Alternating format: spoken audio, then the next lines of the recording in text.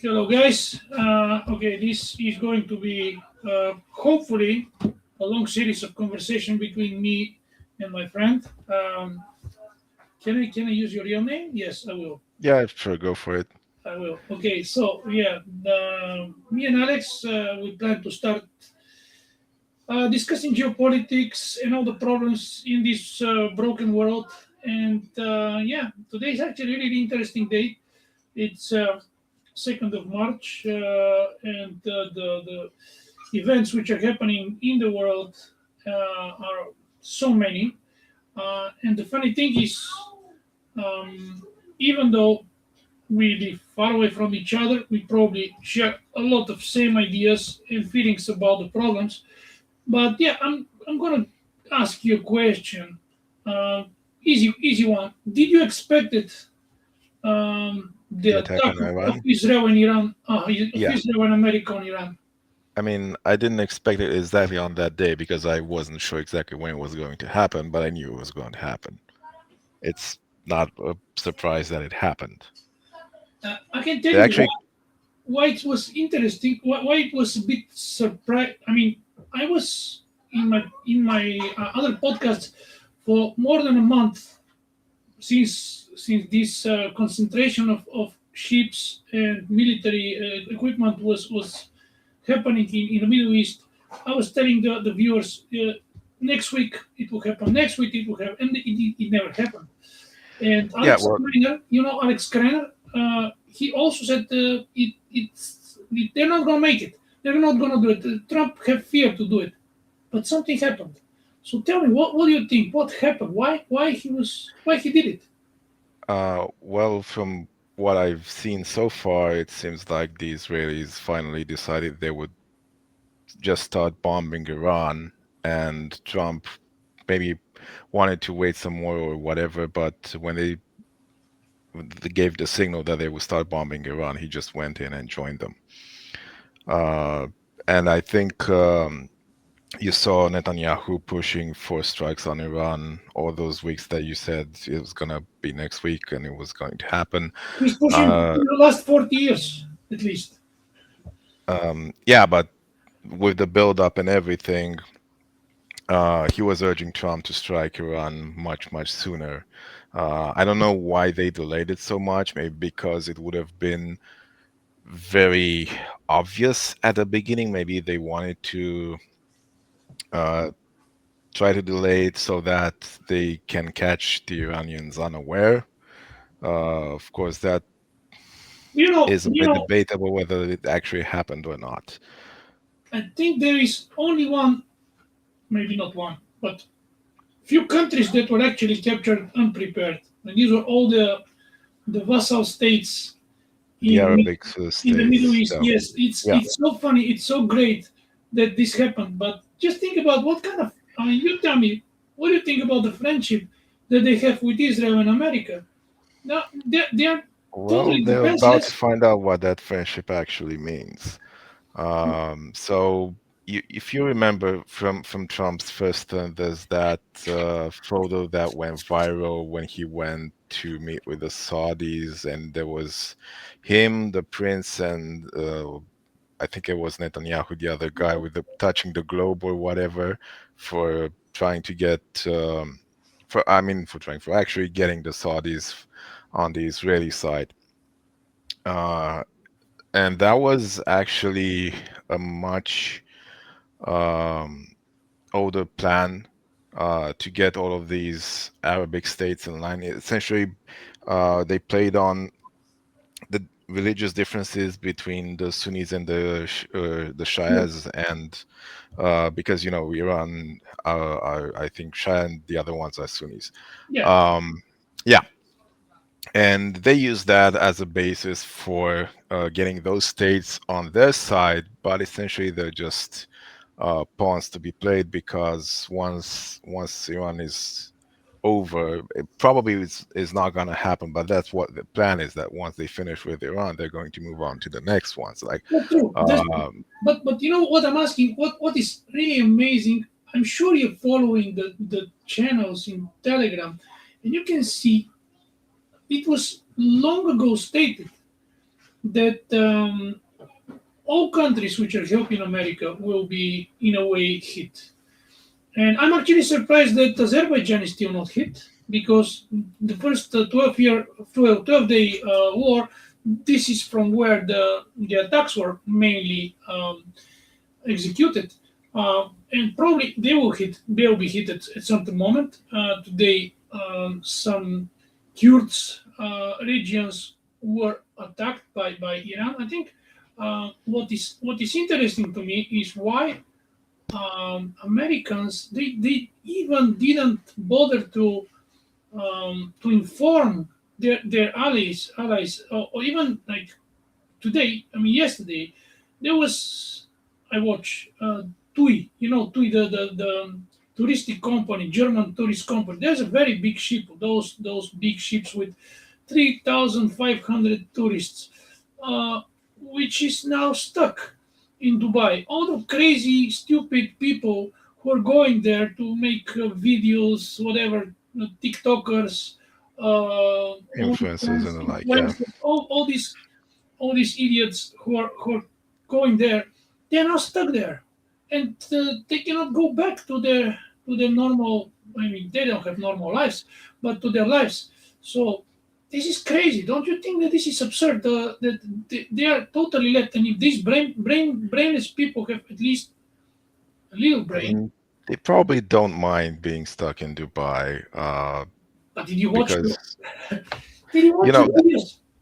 outside of the war, like Dubai is seen as a very nice place to be in, and even with the war, like they're only bombing U.S. military bases and the hotels where they house the The uh, military personnel. soldiers and CIA agents.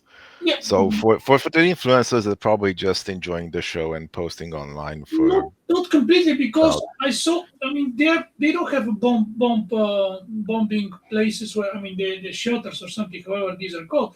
So they are just sitting in the garage or parking lots underneath the hotels. They were giving them like food coupons and so on. It's not, I think, the best experience. I don't think that they're just enjoying this tank, and especially if they want, if their I mean trip is canceled and not finished, they cannot go back to whatever Germany, France, wherever they are coming from. So they have to pay more. I don't think that is going to be paid by Dubai or by whoever. I don't know who is going to pay for this. It's Well, the not good. government already announced that they're going to pay for their housing Really. and accommodation. Yeah, yeah, They're going for to the have a people stranded free in vacation. United Arab Emirates. Yeah, they're going Oh, to this pay for this them. this sounds like a nice experience for them then. Yeah, Oh, so that's what I'm saying. They basically get a few extra days of vacation. well, Um, hopefully it's not I going mean, to be maybe not like every single one of them. Maybe there are some among them who like really need to get back for one reason or another and can't stay any longer, but they can get back now. But I think for most of them, they're going to be fine. I don't think like the influencers are a big problem. The big problem is what's happening with the oil, and I know that's a slightly different topic that we can yeah, yeah, I'm get sure. to later Of if you course, of want. But course, of right course. now, that's where the crux of the issue is. That's going to affect a lot of people. Yeah, let's. I like when the world is going in this direction. And today, the whole day, I'm checking the price of the oil, price of gold, and yeah, they jumped. I expected much more jump.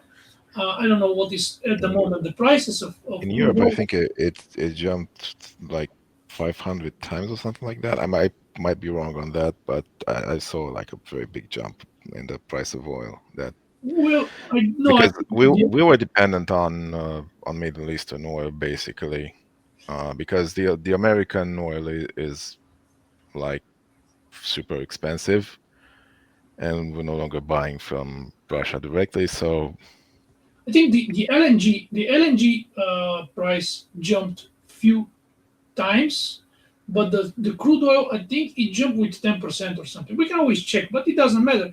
So the I mean, in the long run, if the Gulf is closed and there is no production, this definitely will hit Europe. And I already see today, maybe you saw. Merz, Macron, Starmer, they all want to join the war, especially the Germans. They're really keen on joining this war. They think that they really would like to send troops and whatever.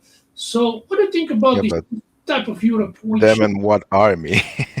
Because Europe doesn't really have any they have decent strategic armies. Like weapons the for sure? the Eastern European countries might have something they can call an armies, but Germany definitely doesn't.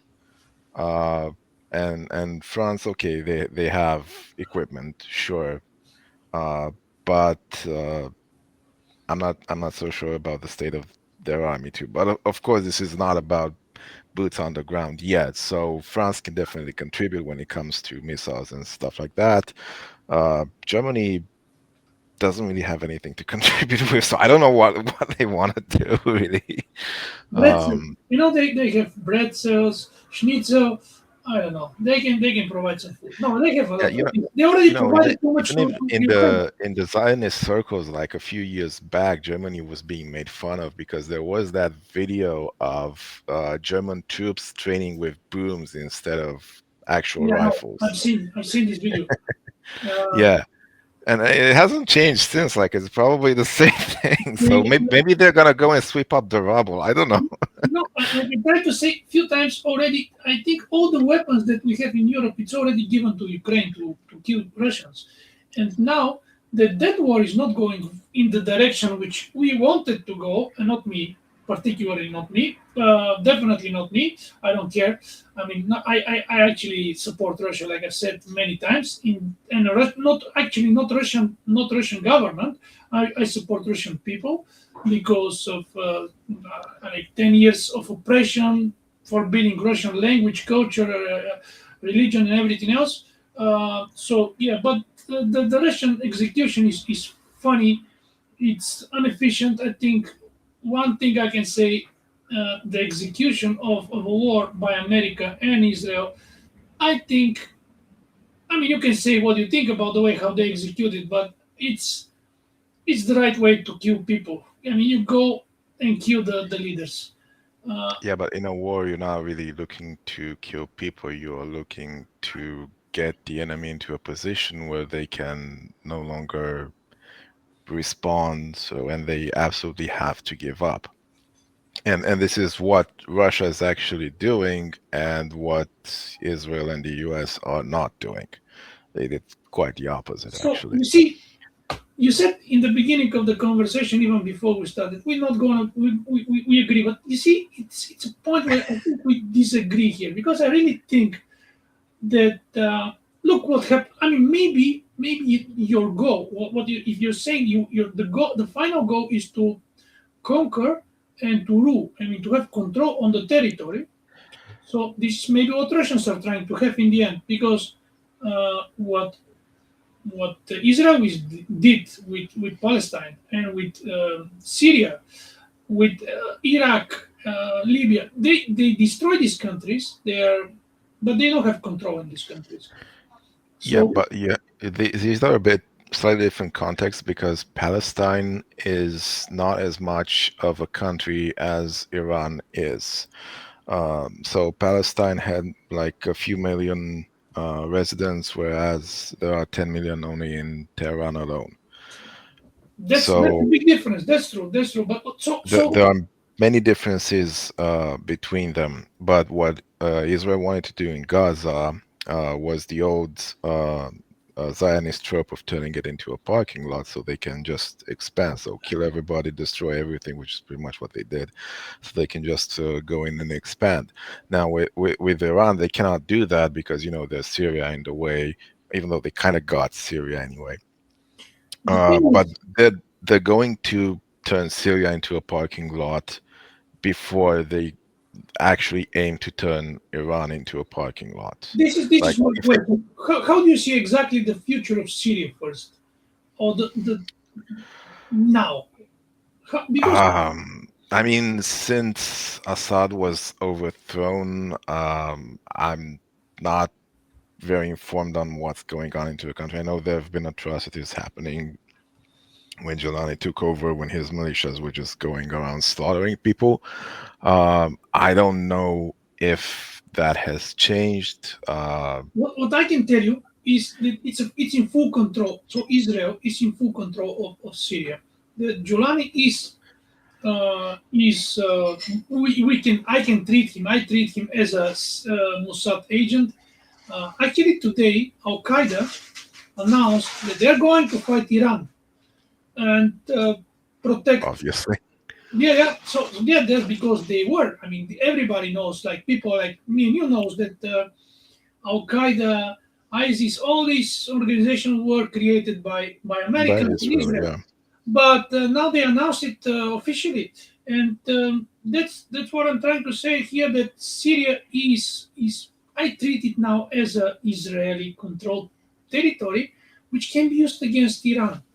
And then Yeah, this but I'm not sure that Syria can contribute like to a military campaign yet, because I would expect that what's like I mean, like I said, I'm not extremely familiar with the situation, but from what I've seen, it does seem to be somewhat similar to Iraq after the Iraq War.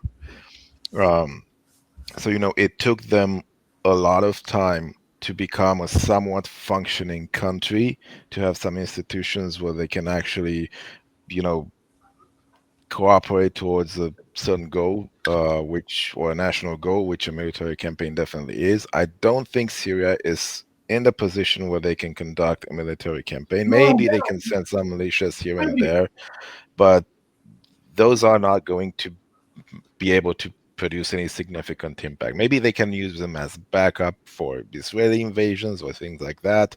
But we're not at the point where Israel is actually invading or anything like that. So No, Syria no, can't I'm really just do anything at this thinking point, I that they think. can use them as a uh, I mean, some force on the ground because obviously no Israeli nor no American will step on More Iran. likely they will deploy some launchers in Syria, like from the Golan Heights, and just use Probably, them yeah, like that. it's possible. It's possible. What do you think? I'm not sure whether you have seen the videos in the last 24 hours or more. There was attack on the U.S. embassy in Iraq. Actually, today in the some of the channels that I'm following, many people are telling that, I mean, Iraqi people are how you call this? Yeah, asking everybody to go around American embassy. So I think there is a fundamental difference between, because Iraq is a Sunni, so fundamental difference between those people in Syria and those in Iraq. I think after all these years of war, civil war, tension and so on, finally Iraqi people are aligning with Iranian people. Maybe there were wars, and these wars were. Yeah, and I don't think it's just the Iraqi people. Like there was that incident in Pakistan as well, Yes, exactly. I where wanted to they. tell about this, but later. But So, yeah. So yeah, what the do you thing think is about that Iraqi? people across different countries are waking up and realizing who they're actually dealing with and what the United States actually is, and that's why nobody trusts them anymore. So the governments are only with the United States because they have like economic ties that are constrained in one way or another, or blackmailed or whatever. But the people know that the United States are the bad guys. It's become crystal clear to everybody, and even in the states where the governments are very pro-American, the people aren't. Yeah, I mean, this government, this I mean, not many people call it Epstein coalition, the Epstein coalition, and this, I don't know, That's a very good name for it. everyone who is controlling USA at the moment, the APAC lobby plus the Christian, Jewish, Christian, not Jewish, Christian Zionists. So all these people. I mean, they're hated now by everyone. I mean, it's so obvious to As they should be.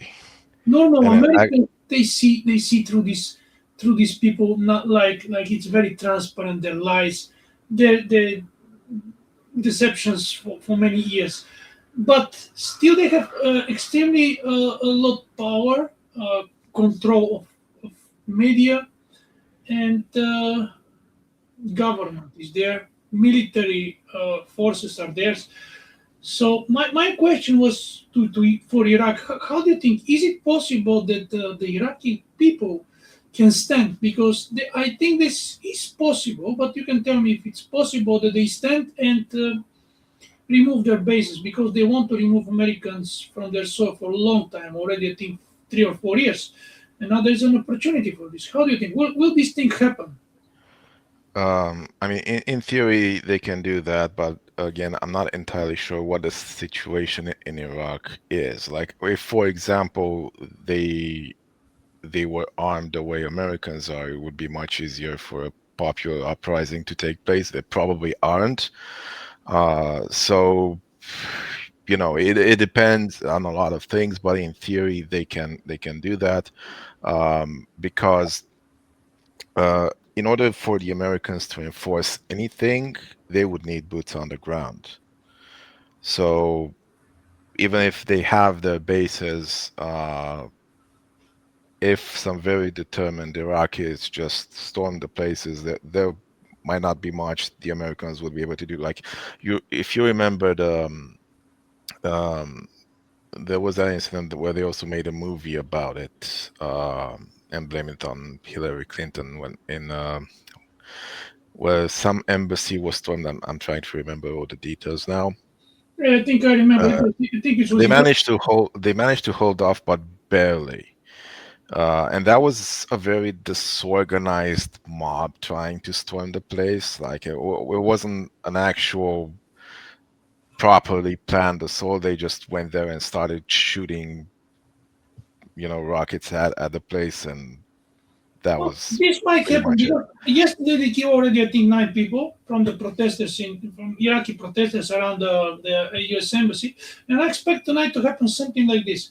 We'll see. I am really hopeful in the waking up of Iraqi people because they suffered, I think, already 23 years or more. Like I don't know how Yeah, many. but before the Iraqi people can do anything, they will need to have some sort of structure and some leadership to plan how they're going to get rid of the American bases. That's And it true. also That's matters true. how many American bases they have, how many Americans are deployed in these, what order they can take them in, and things like that.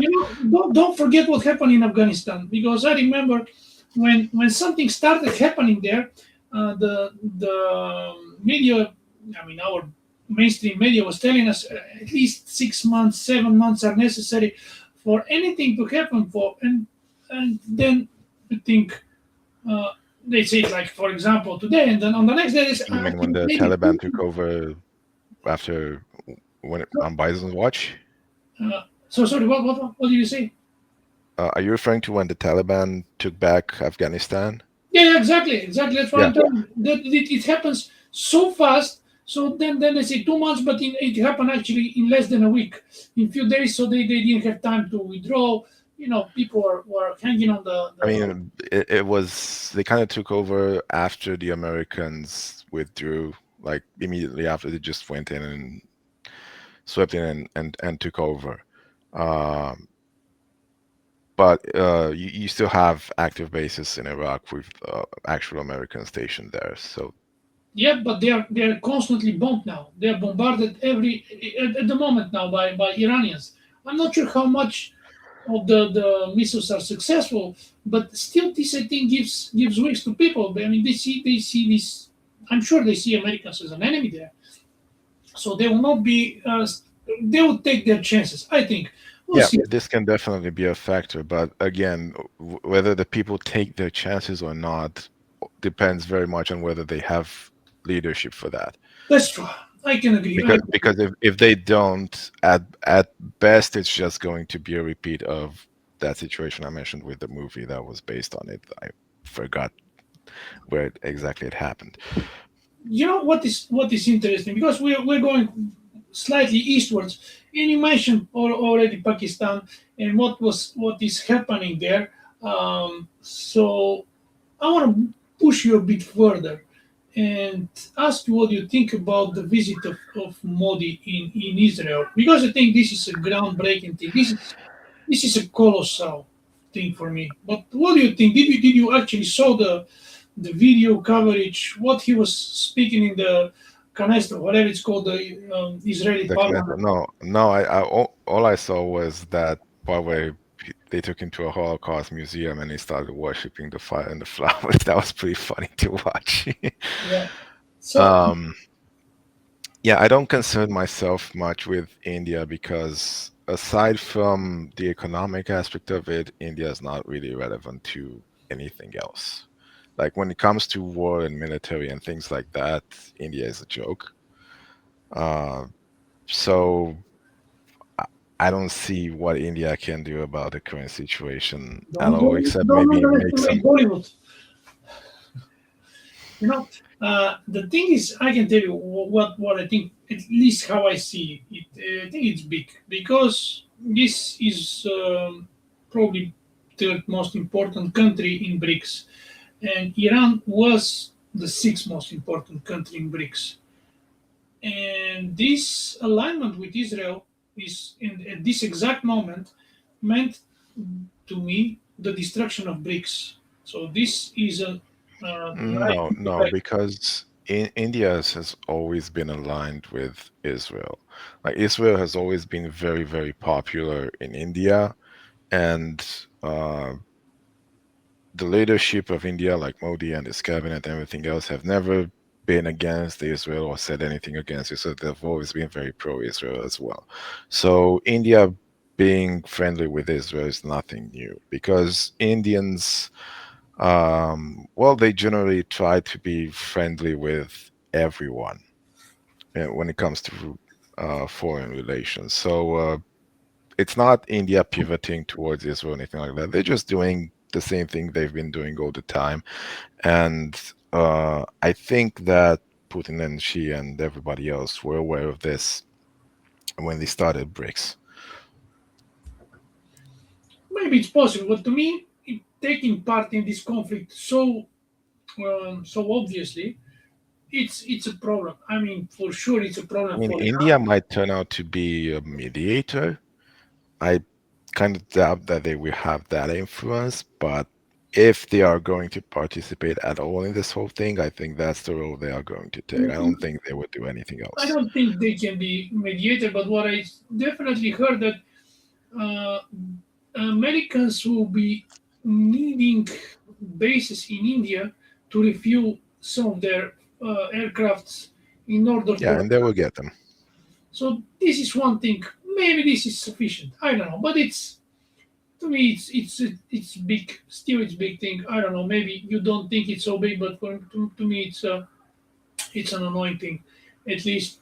And how do you see now with all this concentration? I mean, I'm I'm constantly watching the Russian channels, Russian army, and so on channels in Telegram. And in the last 3 days, I've seen nothing from the Ukraine conflict. It's like everybody's watching what's going on in Middle East. This is absurd And to that's me. actually good news for the Russians. Probably, I mean, as well as the price of the oil. It's. I mean, there are many good news for the Russians, but this is weird, and I can tell you why. To me, it's weird. If you see that all the weapons are going in direction to Israel, and I mean America and Israel, and then they're gonna go to Ukraine definitely now. Why don't you destroy your enemy? This is the best moment now. Everybody's watching in the other direction. Russians are doing nothing. They're just sitting and watching. It's weird. Because um, Putin still respects international law, so he's not going to just gun for Zelensky.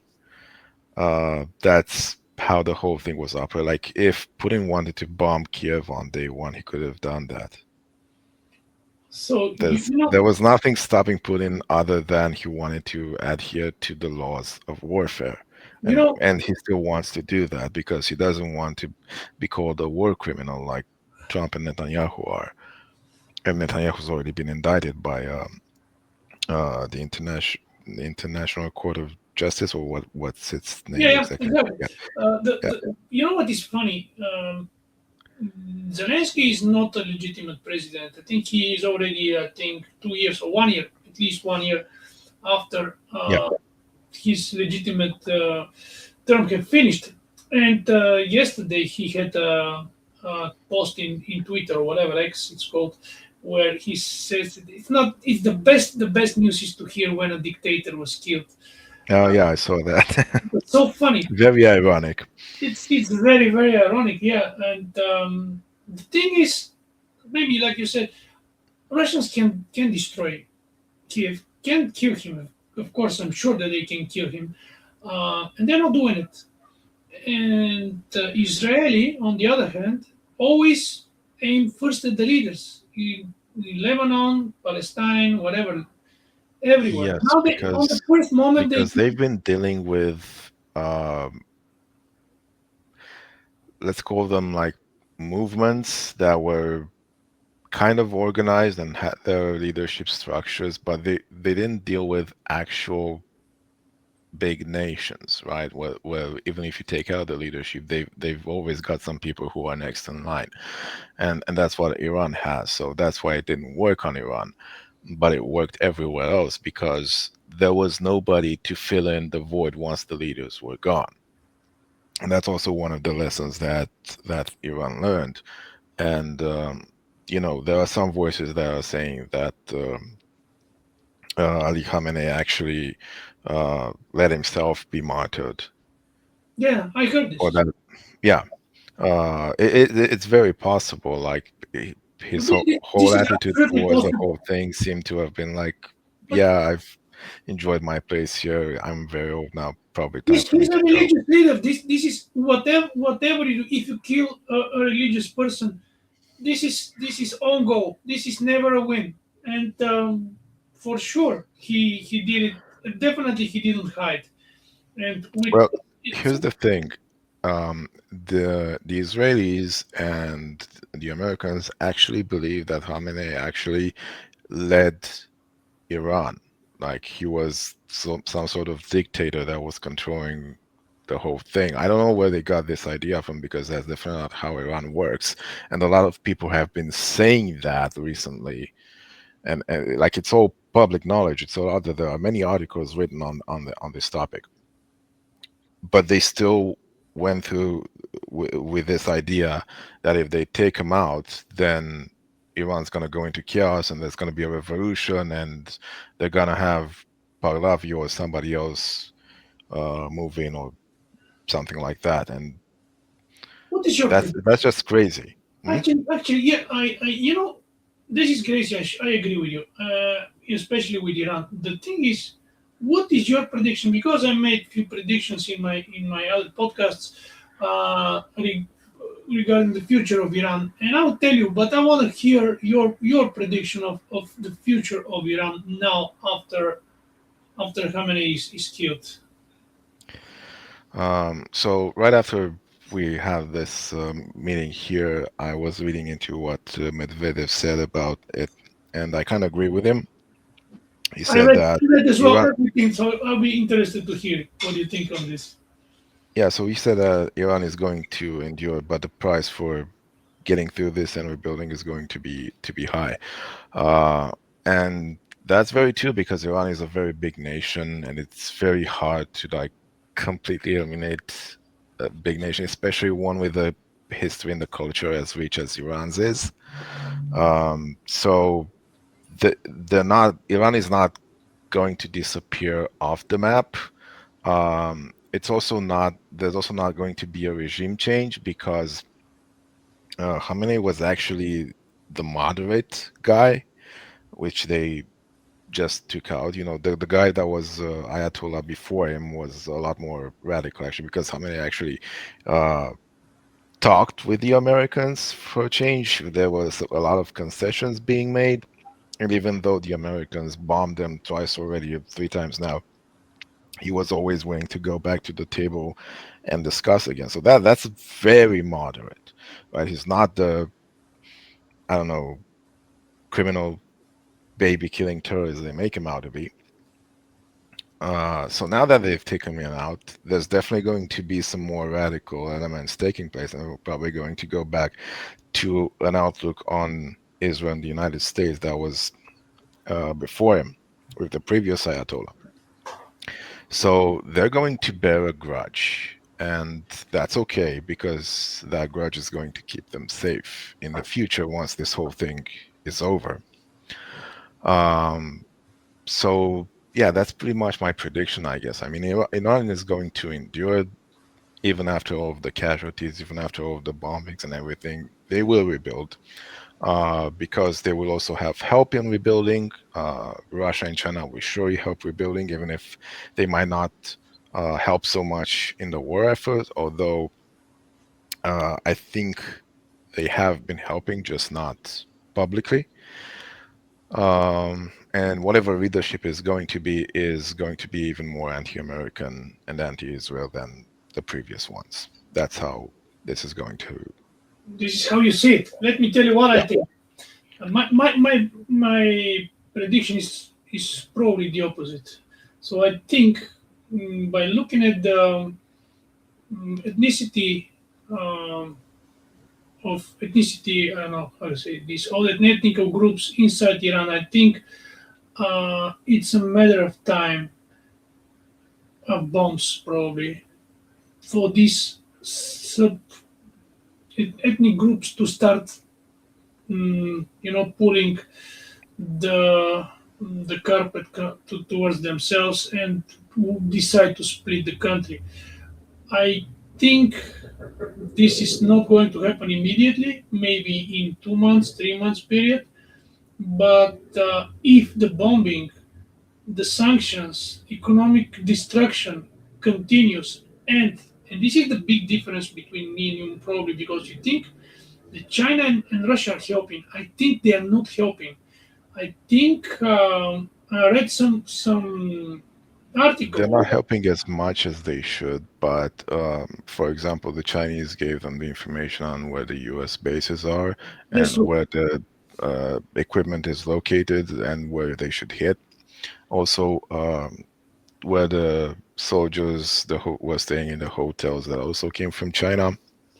this is So, one thing, but what is really critical for the country Iran to survive, I think it's food, it's things to I mean to the people's I mean life of people is miserable for because of the sanctions for too many years, and these protests there, they were because of the poor situation of people, and I'm not sure that they can sustain for much longer if Russia and especially China don't help them with some so containers.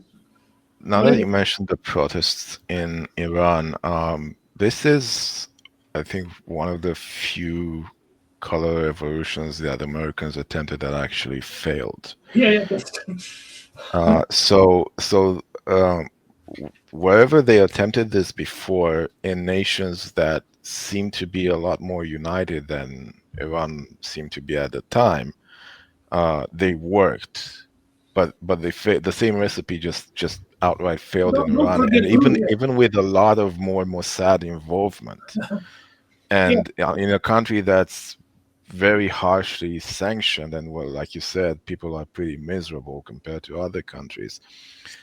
So that's why I think that Iran will actually endure and that there will not be this squabbling among the different ethnic groups that you mentioned. Because if there was such a thing, then that color revolution would have succeeded.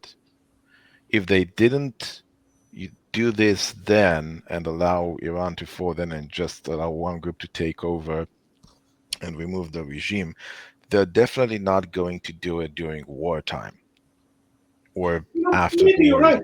Maybe I could agree with this idea, and this will be great because definitely I'm on the side with Iran in this conflict, and we'll see. I don't know. It's just a prediction from my side, also yours. I don't underestimate. I mean, the bombs, destruction, fear from dying. I think it's unknown to me. Also, by the way, people in Iran are very religious, and they are not scared of dying. I think maybe they are. I they're don't know. not. They're Uh, out in the streets right now chanting for yeah, no. war, And so this is they're definitely not afraid of why dying. these people are on the streets when there are sirens, sirens, whatever these are called, over them.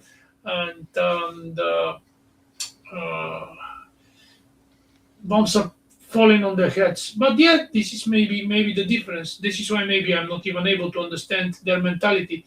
And we'll see. I really hope they survive as a nation, as a united nation, and make it through this conflict. Because if they survive this, this will be a total game changer. Because that would Yeah, mean that Israel and it will America be a never. turning point in the whole Yes, this will. Middle East saga, and also if they survive, they will eventually get nuclear weapons. Absolutely, this is the other thing. This is absolutely the other most important because Khamenei didn't want to have a nuclear weapons. Many times he stressed this, but now after what they did to them, this is definitely the way to go. And we'll see. But yeah, this is we'll see what's going on. I mean, even now that I'm talking with you, right after the talk, I'm looking forward to see what's going on because there's so many things happening at this moment there. So yeah, it's quite intense. Um, let's see what we can discuss more because yeah, I'm not sure whether people who are going to listen is going to be interested. You can tell us how people in Romania see this because I can tell you how people in Bulgaria and in Spain see Oh, see. it's pretty terrible here. Uh, Do they even care? no, Do they care what's going on in Middle East? not so much. And the general idea here is that Ayatollah bad, Ayatollah terrorist, Ayatollah that is good, but we don't like Israel. So they're I mean, brainwashed. They're totally mixed brainwashed. opinions on Israel. There are people that don't like Israel, and there are people that are very pro-Israel. Um, it's interesting the case for Romania here because we've had, and I think I mentioned this in our previous chat, we've had like over no, we've had decades of uh, anti-Russian indoctrination going on in this country that was pushed by the Zionists mainly. Really, I didn't Uh, know. I didn't know that. It is very interesting observation what you're saying now. yes, so this starts from the fact that in World War II, the Russians were terrible with us. Like they did a lot of uh, bad things around here and left death and destruction in their wake, and so much more. So kind of comparable to what the Israelis did, not in the current Gaza genocide, but before that in the previous wars, you can compare with what the Russians did here. So they did some pretty bad things. And then there was while we were under the Iron Curtain, they tried to Russify uh, the population, and they pretty much succeeded in Moldova, or at least to some degree. Um, so that's why those are two very strong arguments that they have been making against the Russians. And everywhere you go here, Russia bad, and you can't say a good thing about the Russians because you're just going to be the very weird one at It's really in the best interesting. scenario. It's really interesting for me how you feel about because what you're saying to Russify the territory. So what probably you're meaning is that somehow Russians who are relocated from within Russia, so they have settled down in the current territory of Moldova. Is this what you're saying? Yes, that was part of what happened, but also the Romanian language and culture were banned, and everything had to be done in Russian. So even the Romanians that were there, they were trying to turn them into Russians and Just a question. succeeded with a lot of them. So definitely this is exactly the opposite.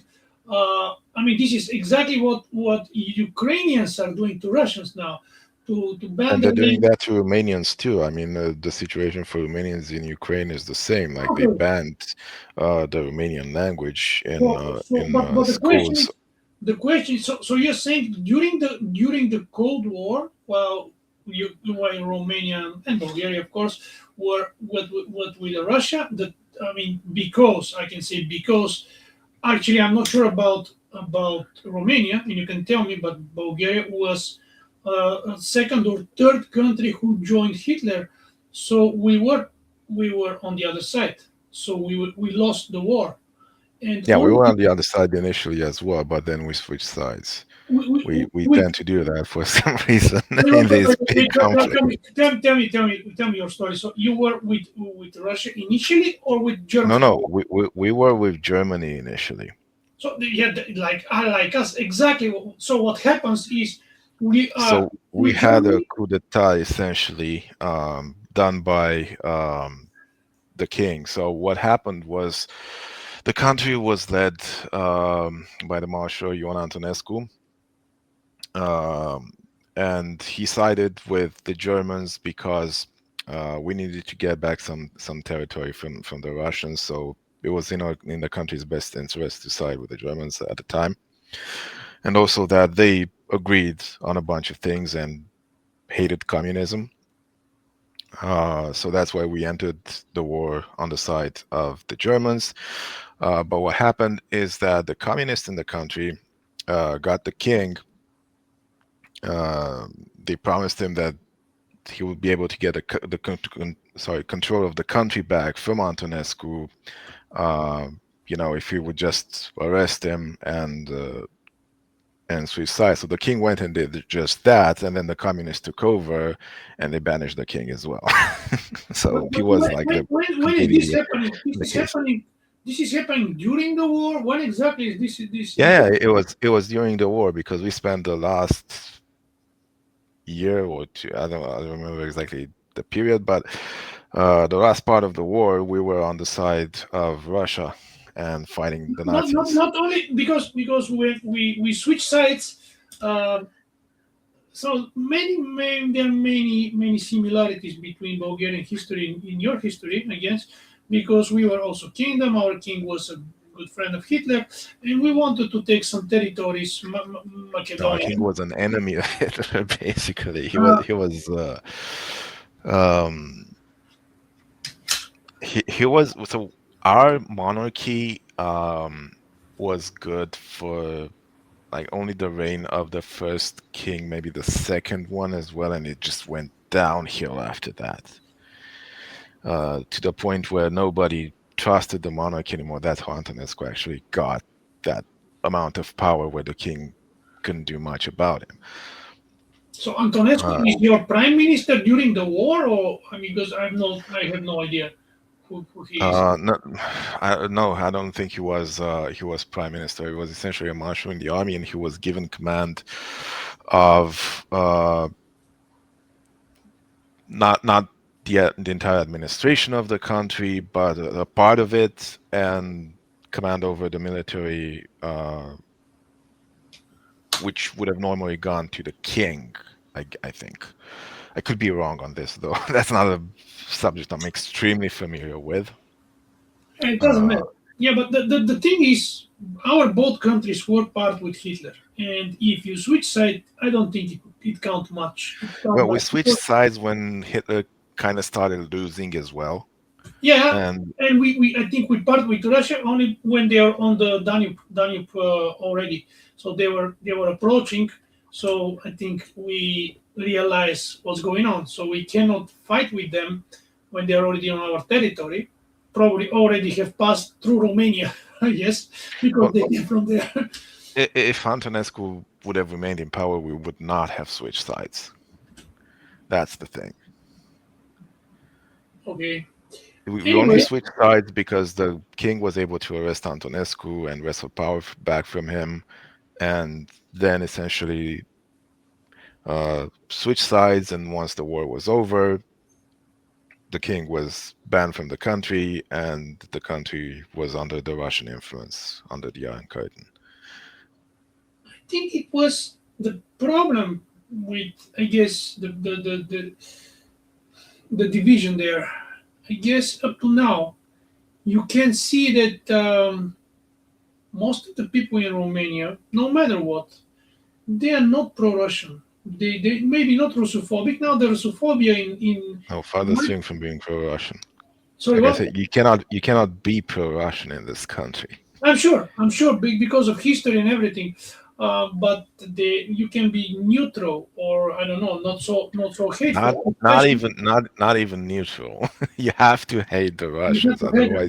So otherwise you will. but this Yeah, is suicidal. Don't you think that this is a suicidal behavior if you hate your big, I mean, your very it powerful is, but nobody neighbor? realizes it. And I mean, I was pretty much anti-Russian myself until the actual Ukraine war, uh, where I realized that all the tropes I knew about Russians just weren't true. When I saw how the war was being fought, like if the stories were true, I would have expected the Russians to just go in and kill everyone and rape everyone and destroy everything and whatever. And yeah, sure, they tried to make up some stories of that, but those were easily debunked. When you saw what was happening, it was the Ukrainians exhibiting behavior that was more in line with that than the Russians. So the thing is, So I that can got me asking questions I and can not tell you being. what is to me the way how Russian Empire, because it can be think of thought SSR, whatever, Soviet Union, can be thought of empire, since it contains so many nationalities, ethnicities, and so on within, even now in nowadays Russia. But Yeah.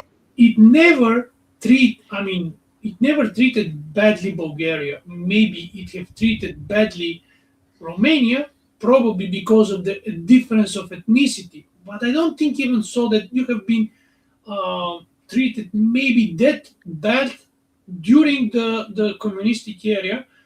Maybe you can tell me I'm wrong, but why I'm telling you this, because So a the lot of the communists that we got here were Jews. We had Anna Pauker, um, and the communist regime that came in was really really bad for Romanians. And at first it was subservient to Russia, but then when Ceausescu came along, which was the last communist dictator, he moved away from Russia.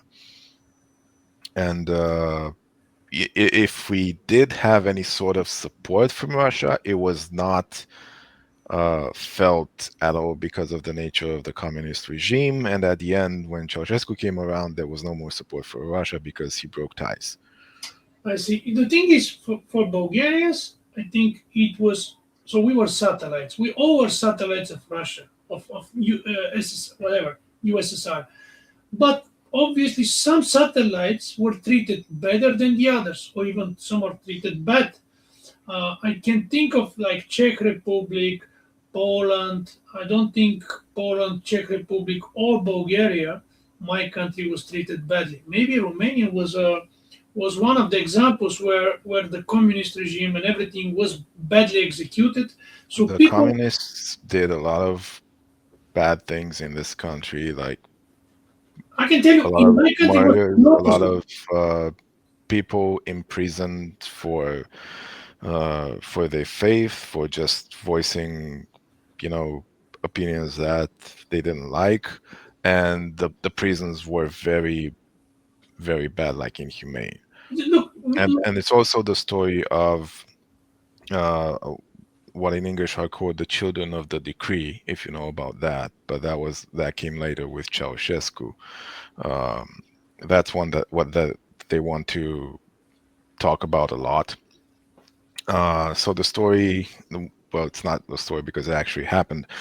Ceausescu banned abortion because he wanted to uh, increase the population of the country, and this led to a lot of unsanitary yeah, illegal attempts to do abortions. Yeah. abortion and things like that, and a lot of women died. But it also led to those, a lot of children being essentially abandoned and going into uh, state-run orphanages that were essentially throwing them into pits where they would live in their own feces and things like that and grow up like that.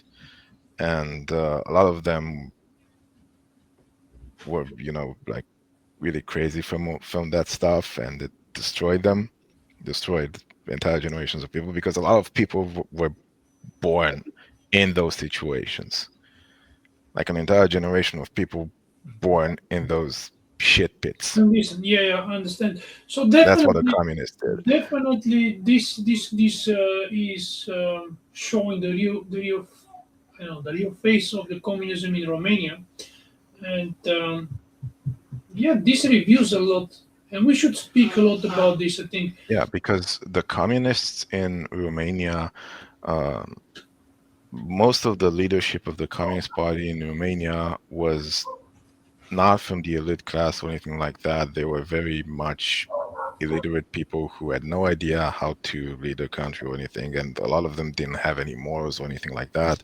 They ended up doing a lot of bad things. And Yeah, because I can tell you in Bulgarian 45 years of communism, it was the only time where there was really very big improvement on the economy, on the agriculture, on the social, on the health system. We had very, very good, I mean, probably six or five on the world healthcare system, um, and the quality of life was very high. But of course, there is a very big but. There were groups of people. I think two groups of people who suffered badly. These were people who had who who have factories, who have big apartments or big good things in before the war. So these people definitely suffered losses economical because you cannot be rich during the communism. So these people suffer. And the second group is those who were speaking, against the system, against the leaders of the system. So they went directly to concentration camps or something like this. And people in Bulgaria very fast realized what's going on. So they stopped talking, obviously. So there were not so many in the prison. The other thing is there were a lot of people who run. Those people, they easily went away to West. And I can say that, yeah, definitely they were prisons, but they were not so full at all. So no, in Romania, the prisons were full. And one of the things that also mattered a lot was that Romanians in general are very religious, still are, but pretty much always have been, because we take pride in the fact that we're the first country to have been christened by Saint Andrew.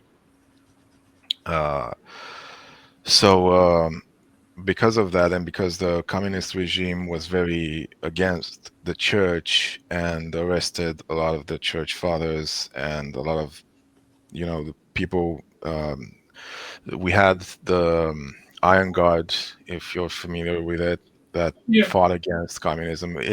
They actually did us a very big favor, because they delayed communism by probably a decade or something like that. Uh, but a lot of those people were just put into jails, which, like you said, were like concentration camps, maybe even worse than that.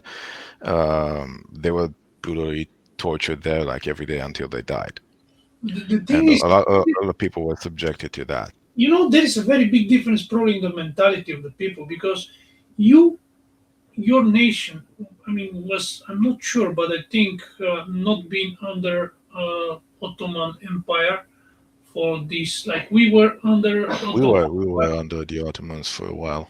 Yeah, but we were 500 years, more than 500. So in order to survive, we learned how to survive under these circumstances when you shut up, when you keep low profile, you don't expose yourself, and so on. So this mentality was the way how we preserved as a nation. We could not survive without this way of thinking, and we actually lived for 50, not 50, okay, 670, almost 70 years before the communism. But it was three wars. We had a Balkan War, we had first World War, Second War. So basically, there was almost no time between us going out of Ottoman Empire and enter communistic regime. It was really time, but not much where there's a freedom or capitalism or anything like this.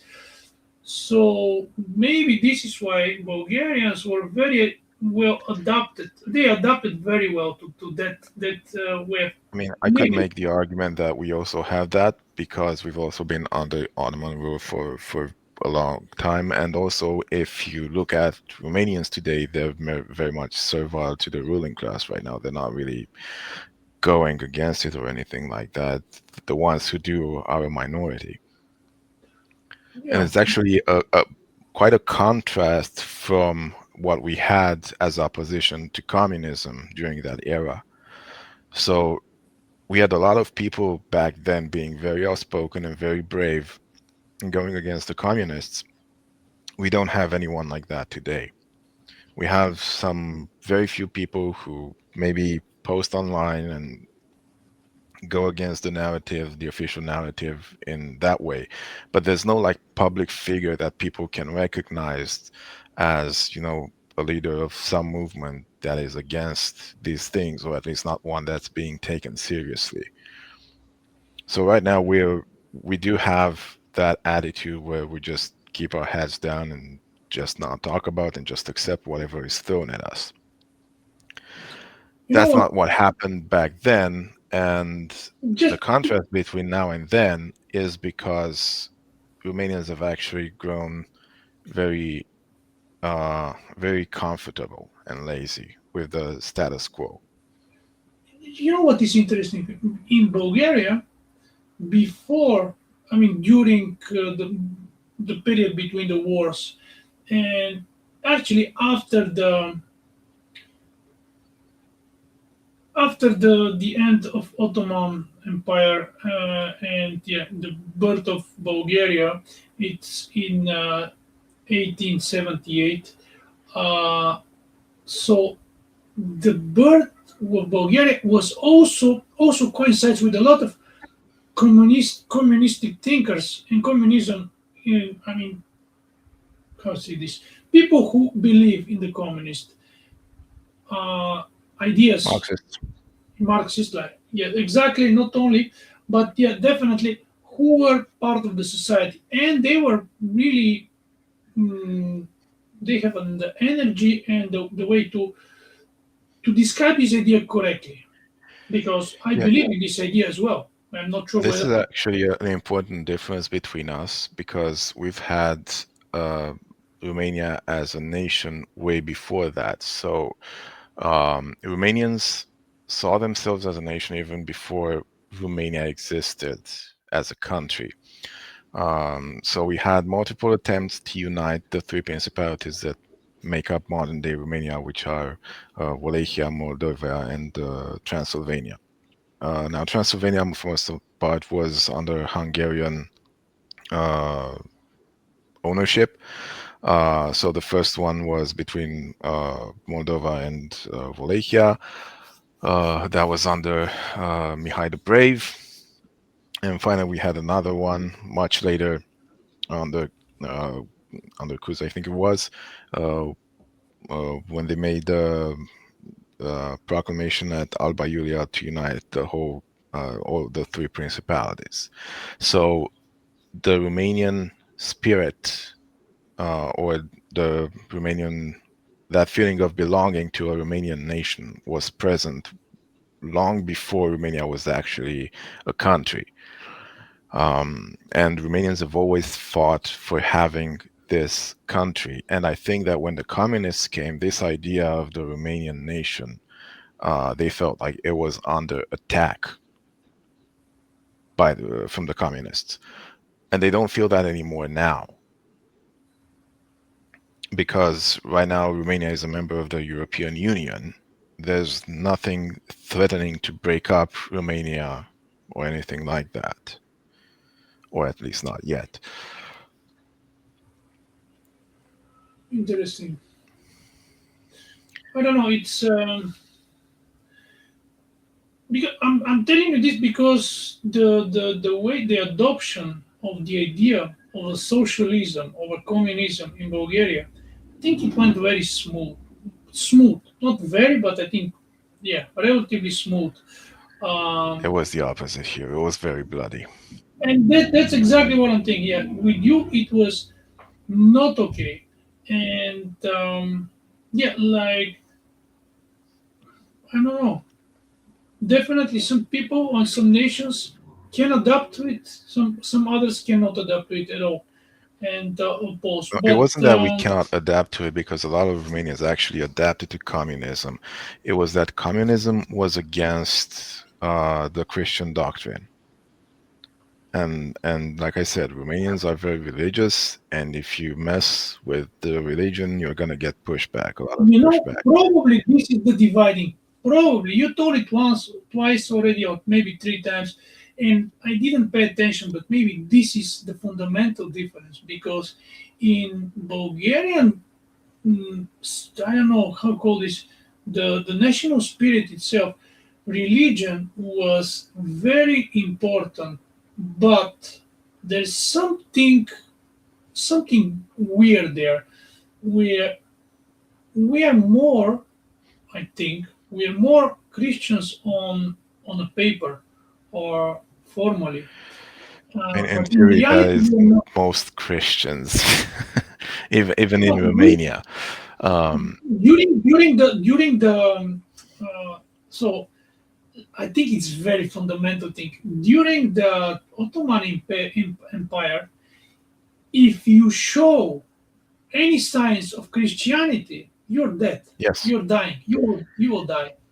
And that's why people never exposed. Our churches were built underground because they should not be.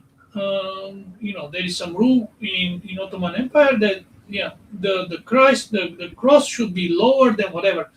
So it doesn't matter. So we have suppressed the Christianity or the belief during those 500 years. I'm going to say 5,000 years. It sounds like 5,000 there's for me actually no because record of that happening in our history.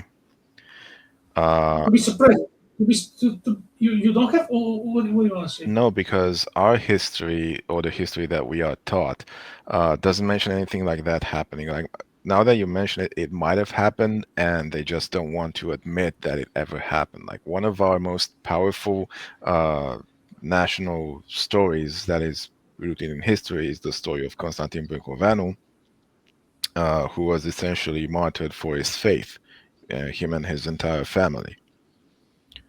So he got captured by the Ottomans and he was forced to renounce his religion or see his whole family killed before him, and finally they killed him too. We have a lot of stories like this, uh, We do and actually.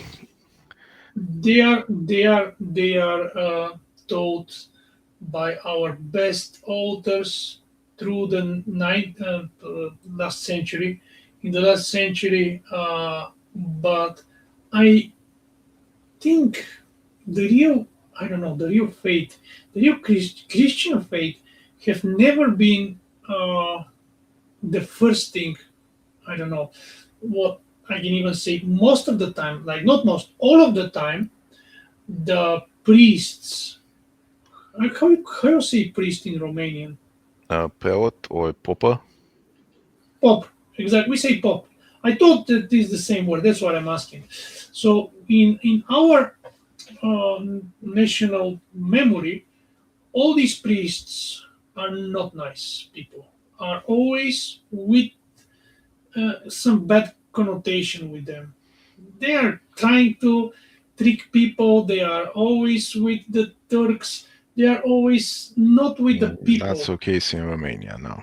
That's a big This difference is right how there. we perceive them. So I don't, I mean, we do and have that's a why saying that says to do what the priest says and not what the priest does, but there are no stories or, widely repeated stories about priests being like disloyal to their creed or the nation or our working our with the biggest Ottomans. hero, our biggest national hero, was mm, was how to call this, have been um, I mean, have taught the Ottoman police, or whatever these are called in those days, where exactly he is. So he was creating this revolutionary committee or whatever these organizations to recreate Bulgaria out of nothing, and he almost succeed, but he was I don't know the word in English. I forgot the word in English, but yeah, the priest uh, told the Turkish, and they found him, they got him, and they hanged him. So he So got betrayed by the priest class. exactly, and not. I mean, there are many other examples where yes, religion is our religion is important for us as long as it's the opposite of the Turkish, but at the same time, it's not so important. Our survival have always been more important, and I don't know, identity. It's somehow different, probably from you. It is Maybe because very different. in our history, the priest class has I don't think it's ever like as a whole gone against the leadership of the nation. So you don't have anything like priests betraying, uh, the leader. And most of our saints are actually sanctified for having gone against the Ottomans. Yeah, interesting. So Very. totally different situation. This is very different, and that's why we swallowed the thing communism, and we accepted it, and we follow it much strictly and easily. Um, but we'll see. We'll see what's going to happen, because I mean, I hope we don't go you back to never know. communism, though.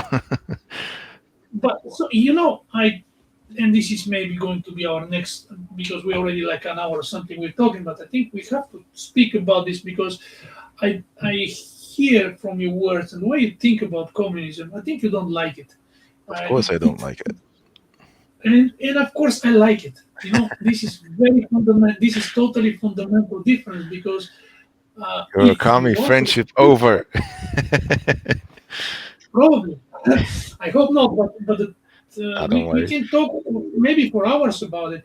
But all my real heroes are communists, like even like Che Guevara, Thomas Sankara.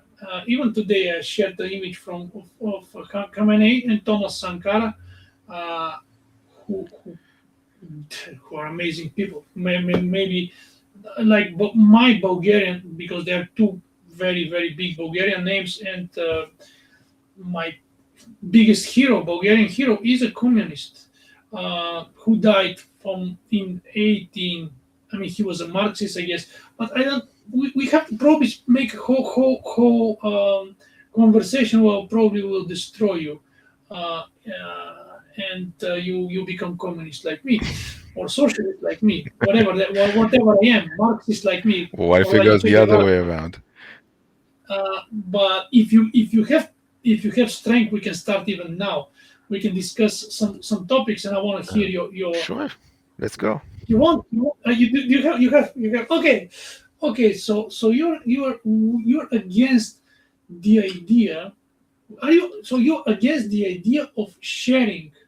Are you against actually? I'm going to ask you. Not Well, it some depends what you mean. who are against. Like So the idea of kids sharing communism. their toys or me being No, forced to pay for someone else. yeah, exactly. This is the right direction where I want to go. You're falling yourself in a trap. So, for example, you you have a friend who is discapacitated. He's invalid. We call him invalids. He's not. It's not possible for him to work, and he he's not able to work. Right, and he So needs you money, think and I'm you one don't of you the don't people who deserve. can help him, then I will help him. So, But wait, that wait, wait, doesn't wait, make wait. me a communist because No, no, communists, no. Wait. So people, it's not one person. There are like hundreds of people who are with this discapacity. First they cannot work well. I don't know. They are invalids. So are you saying that they have to receive funding so they can they can live with the money from the workers, from the other people who work, from the taxes, or you're saying no, they should die. So How do you feel about let me start with the question. Before communism was a thing, what do you think happened with those people? How do you think they got to live if they got? so this? So communism probably never really worked as expected because of broken implementation. In most of the cases, I can say probably all of the implementations of communism have never worked. Well, that's telling Apart you from one, something I can about tell you one communism. If implementation. it's so hard to implement that it almost never works, is it even worth trying? But It is going worth a bit trying. back It to is my worth trying. question, because there was a point I was trying to make with that. So before communism was a thing, if you got yourself into a situation where you couldn't help yourself for whatever and you needed someone else to support you, you would have had to rely on your family and your friends. And back then, social It's like, cohesion was a big thing because this is how you were able to make sure that everybody gets to have a chance to get help when they need it, right? You didn't have to have a big nanny state because people would just help each other because they would have big families, caring families, social cohesion that brought people together. And it was easy to find someone who actually needed help and be able to help them. So you can have that. You can have people who aren't able to help themselves get help without communism. We've had it before and it was working to some extent. So communism is not the only way. And then going to the fact that it has never worked whenever it's been implemented, that heavily implies that it either cannot possibly work or it's so hard to implement correctly so that it works that you're better off not trying because you're most likely going to implement it wrong and then get the bad side of it. I can tell you, you can implement it right. I can give you example. You can read about it. Thomas Sankara in Burkina Faso. It was called Upper Volt before he. Uh, I'm not sure Um, whether you know who's Thomas Sankara. Do you know who's Thomas Sankara? Not really, but I don't think Africa compares to what we have here in Europe. Yeah, okay, this Because is a if you it's a go making an good, argument good based thing in to say. Africa, you can then go and make like the reason why it doesn't work, for example, I can tell you about Liberia, for example, right, where it copied the constitution from the United States Constitution and the government and everything like that, and it's a failed state essentially. So I agree. people in Africa Communism are cannot very be applied everywhere. different. It's not pure for everyone, and for everyone. It doesn't work the same everywhere. This is for sure. And your example with Liberia, I'm sure I know. I think I've heard it, and I agree. But only because it doesn't work for someone, you cannot just completely say that it's. And the thing is, if you provide, No, you said very it good example. doesn't work for us and everyone who is like us, which is not Burkina Faso, people Okay, around you're us saying in us. Europe who has tried communism so far, it hasn't worked for them. So if it hasn't worked for us, it hasn't worked for the people who are like us.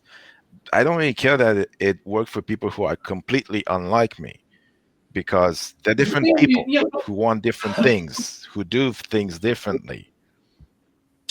okay, but I want to see an what is example the alternative? where it works You for what is, for people like example, myself. yeah. Okay, I agree on this point. But what we have is an alternative because this is what you're saying. Okay, there was some because this is a feudalism before the communism come. There, I Yeah, mean, before the feudalism worked pretty feudalism. well, actually. What about feudalism? It worked well, you think? Yes, it did. It didn't because it gradually. Yeah, I mean, this is not a stable thing. Um, It was it pretty stable for like a gradually thousand changes years at into least. capitalism. You cannot you can sorry, what do you say? It was stable for like a thousand years at least, like it was the norm. Absolutely, it was stable for thousand, maybe 2,000 years Yeah. or something like this, or maybe less. There was this thing called how I call this. Um, I forgot. I mean, the machines. So we start building machines, and then came the capitalists and the capitalism. So feudalism grew into capitalism naturally. Mm, it was not like forced. Capitalism is the You're talking about the Industrial uh, Revolution. exactly, Yeah. and the industrial revolution is the natural. I mean, it happened because for thousands of years we were not able to build those machines. We didn't know the steam and so on, but we somehow managed to get to make this jump, and then you cannot revert it unless we become idiots again, and then we start. Well, I wouldn't Uh, really call capitalism the next step from but it feudalism. came naturally. It just came naturally out of feudalism. Well, no, because the Industrial Revolution was not a very natural thing. Like we just started moving Okay, everything to machines and mass production instead of doing what we were doing before. So but that can was you a go big back? shift. I agree. I agree. But we cannot go back in time unless No, I'm not AI saying we is should here go and back use to our memory and feudalism. so I on. was just saying that's a system that worked a lot better than communism, for example. And just like you mentioned, it worked, it was stable for like almost 2000 years, whereas communism has only ever worked for what, a few months Yeah, maybe? but think about there are systems like this now, probably in Amazon forest where people are living in tribes and so on. There are leaders there. It doesn't matter, but you don't have hospitals. You don't have I don't know, food supply chains and so on where people people are You starving actually there and do have expecting. supply chains in feudalism. And the reason that you don't have hospitals is that in during those times, the doctors were essentially going from place to place. It wasn't the patient that was going to the hospital; it was the doctor that was going to the patient to see them. Yeah, but universities were not exist. I mean, a lot of Universities this did is exist under feudalism. some of them in the latest 100 years. I don't Universities know. have existed like since forever. Like as soon as we Yeah. started uh, to write If you, if stuff, you go back, if you go we back to figured that Greece, we if need you to go keep back, all that knowledge somewhere, and so people can go and study you it. can think of them, but not in the way how they exist now. I mean, they are now totally broken. But it doesn't matter. Okay, I can think of. I mean, I'm trying to think. I mean, we have here a world which is the changing, and you say, okay, some system works, then good. I would even agree that feudalism worked then. In those conditions, people are maybe more happy with each other. People are, more friendly. They have helped each other. They have, I don't know how I call this. Um, they help each other. They fight each other. They kill each other a lot in those years as well. Uh, Not the you people know, who were close together. Like I know there were a lot of wars in Europe between feudal lords and things like that, but those were like very well defined factions that were different. There was very little infighting among them. probably, and there were a lot of places where there was peace for hundreds of Uh, years, and That too, people live, yes. live, live, live no, bad, good, but you cannot return time and development, industrial revolution, the word which I forgot, and and Well, and you so can on. So return some things, like you can try to bring social cohesion back, right? Because that's the point of these movements that want to wait, but deport all so the what you say? immigrants and hmm? You want you want to return the social cohesion? Is this what you're We saying? absolutely have to do that because no system is going to work without it. So the thing is, the whole point of our channel with my other channel with Georgi is exactly this. This is exactly the point and exactly the goal and exactly what we always say that um, this social cohesion. We say it in Bulgarian. We don't use this English word, but you define it quite well. The the way how people were. speaking with each other, how they talk with each other before. Because I can tell you something, definitely, there is, I can tell you in Bulgaria, example in Bulgaria. So before the communism, and I don't even know when, or maybe even during the communism as well. People in the small villages were very friendly, and now they're still even very friendly. They're very nice people. Yep. And when you go to the big cities, people are totally isolated from each other, totally cold. They don't recognize you. They don't. I mean, every day with my wife, we say, "Oh, what's wrong with us? What's wrong with people? They don't want to talk with us. They don't. They pretend that we don't exist." And we have a nice apartment in a small building. We know everyone here, and nobody wants to be friends with us. It's not only because we're foreigners. There are a lot of foreigners here as well. So the whole society, European society, no matter Spain, Bulgaria, Romania, maybe Romania is different, I don't know, you No, can it's the tell me. same. But everyone is so cold to each other, so they don't talk to each other. And now, you see, we are example, me and you haven't seen each other for never, I guess. You didn't come to Barcelona. I I've did never go seen to you in private. Barcelona, but you, I think you Uh, didn't answer when I went there because I know I messaged Yeah, you. yeah, yeah. I think you messaged me, but I don't know. I had some problems or whatever. I don't know what happened then. I remember but I already left the company. I think Yeah, yeah, at that you moment. already left.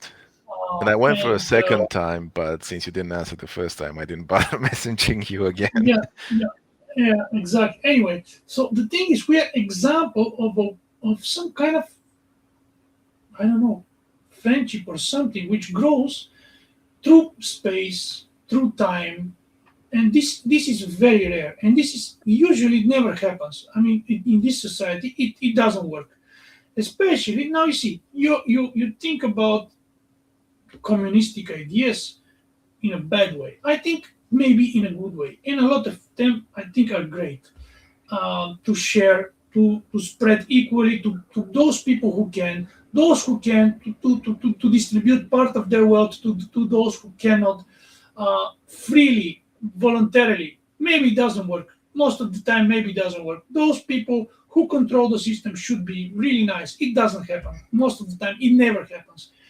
But the fact is that we sit together, I mean, virtually, and we don't argue. I mean, we try to, in a friendly way to convince each other. This doesn't happen normally in the society. I think one in Bulgaria, well, what is it? This guy is communist like me. Fuck off. This guy is fucking brainwashed. He's a Russian, whatever, Russian agent. This guy, fuck him. This is broken. And I think the opposite. Fucking this guy who support Ukraine. This fucking fascist. So you immediately put a claim on the people, and they stop again. And each time I try to speak with somebody from the other side, uh, they think I'm fucking idiot. Or I didn't want to. They cancel me Yeah, but immediately. I'm what canceled. context are you trying to do that in? Like, are you doing it online or face to face? Face to face, normal conversations when you face to face on the street in Bulgaria when I was in Bulgaria or And are here. you alone or with a group of people? No, I'm usually speaking with a person on the playground when I play basketball, or on the street, or in the shop, when somewhere. I don't know where I meet some people who, Yeah, but that's some the thing. friends of the You're doing children it in the like school. two random people on the street that you come across with, and No, I usually don't. I'm not that strange. I do it with the parents of the children in school. So the or the other parent. Yeah, parent. the thing is that to those parents, you're just another random person. Even if they are your children's friends, or whatever, their children are your children's friends, and you're their father. You don't really matter to them, but you do matter to me because we know each other. We've worked well on Transperfect, and we forged a friendship that started kind of there, and we kept in touch a bit over the years. And we appreciate each other because uh, we There's something bigger, but you can tell me what you think, and I'll tell you what it is. I mean, from my point of view, it's because we are both people who can actually see through a lot of things that are being presented to us, and see the whole picture, which a lot of people seem to be unable or unwilling to do, and that's something that you don't find, This is exactly the on reason. on every street corner. So that's why we have this great respect for each other. Exactly. Um, Exactly. This is one of the main things. You have a critical thinking and you analyze perfectly well things. And I really respect you for this. Even if I have not seen you for so long, hear you for so long, I know that this guy is smart. And the crazy part is I'm surrounded by smart people, well, smart developers, smart mathematicians, and they're all stupid for the normal things like what we discuss in this 1 hour and a half. No one. that's fairly common, actually. So that's the thing. The random parent that, you know, thinks you're a Russian puppet or whatever, uh, is not in this category that is able to appreciate the fact that you are thinking outside the box. Um, so I went, I think it was sometime last year. Yeah. Some communist group over here. I mean, they don't like to be called communists, but it's kind of what they are. Marxist, let's call them Marxist. They had this initiative to bring people of opposing viewpoints together and have them discuss stuff. And I'm very much opposed from what they usually are. So I made essentially the best pairing with another guy who was a very nice guy, by the way. Um,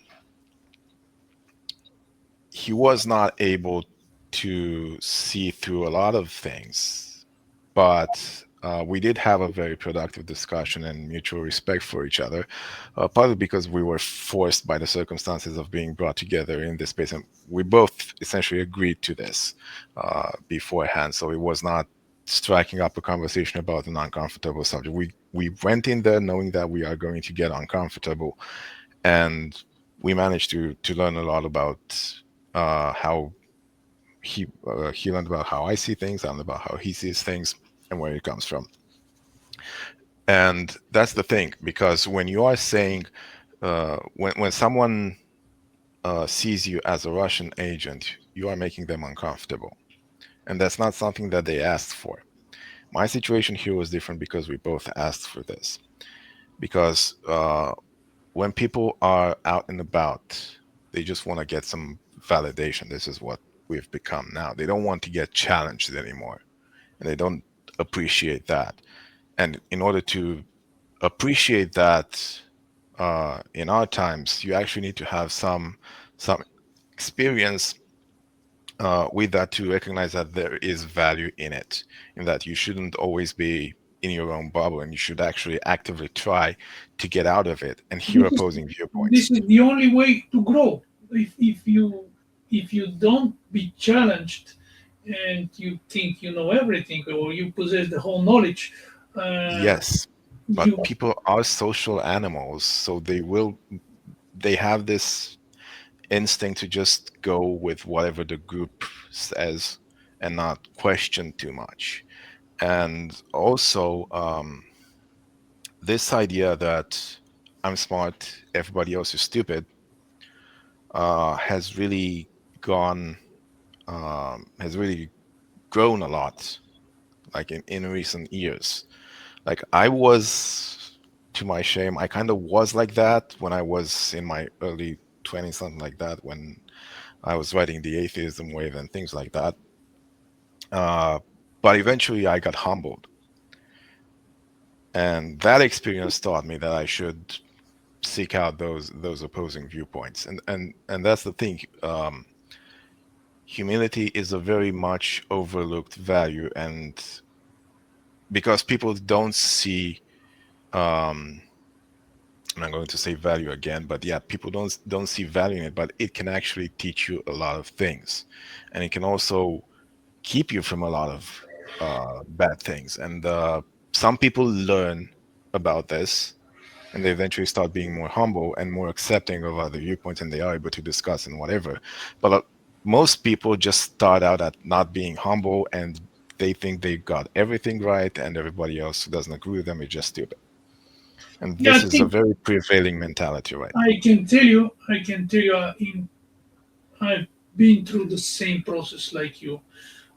Most of young people, I mean, you go in university, you know everything, you finish, you think you're very Yep. smart.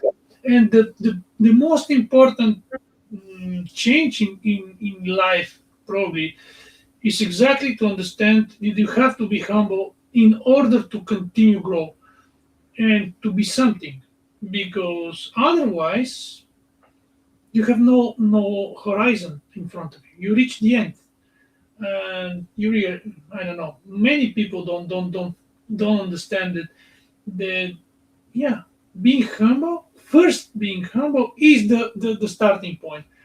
Um, but yeah, that's how it is. And otherwise, if you're not, you first of all, you will never listen to me. You will not even want to listen to me unless we agree completely. Like you said in the beginning, we agree on everything. We don't agree on most of the things probably, and this is exactly the best part in this talk, because we listen to each other, and not only listen, we try to understand each other's view, and we are probably capable of understanding and changing ourselves, because I can tell you every day, I'm listening to those channels which I have given you. Some of them, they are in my platform. They are so many people change my perception of a problem during the talk. I'm listening to people, and then I change. I feel the change, and I can tell to the listeners, to the three listeners, whoever who is going to listen to this one,